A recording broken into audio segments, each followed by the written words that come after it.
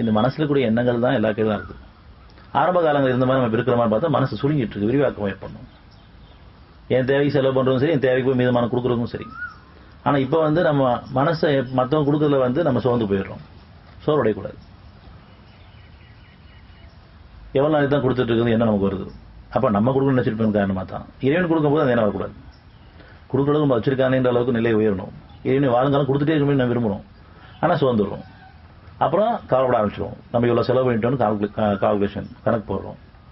இப்படி கொடுத்துட்டு இருந்தா என்ன ஆகுதுன்னு நம்ம மனசு சோர்வடையுது, கவலைப்படுது, தகுதி பெறவில்லை.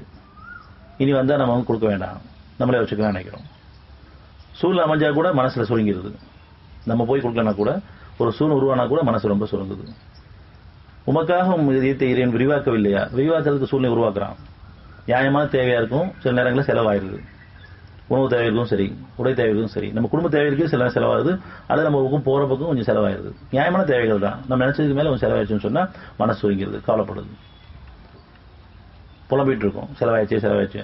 நம்ம குடும்பம் செலவு பண்ணாலும் சரி, நம்ம வெளியில நியாயமான தேவை செலவு பண்ணா கூட நம்ம மனசு சுருங்கிறது.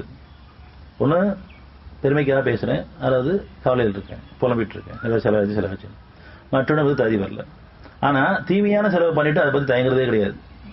அது செலவு தயங்குறது கிடையாது, அதை பத்தி வருத்தப்படுறதும் கிடையாது. நன்மைக்கு செலவு பண்ணிட்டு நம்ம வருத்தப்படுறோம், திட்டங்களை போடுறோம். இனி அடுத்து வந்தா நம்ம யாரும் கொடுக்க வேணாம். இறைவனுடைய பாதையை செலவுடைய கூட்டம் நம்ம எல்லாருமே இறைவனுடைய பாதையில சமானத்துக்காக செலவுடைய கூட்டம்.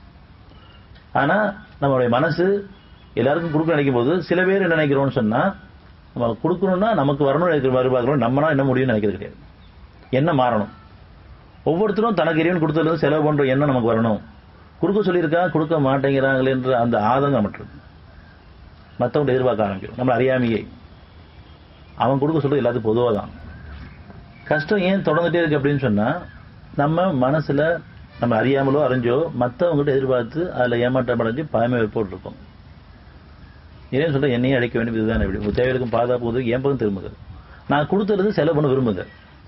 ஆனா நம்ம கொடுக்க சொல்லியிருக்காங்க, கொடுக்க மாட்டேங்கிறாங்களேங்கிற எண்ணம் நம்மகிட்ட இருக்குது. மற்றவங்களை உருவத்தை வச்சிருக்கோம், எதிர்பார்த்துட்டு இருக்கோம்.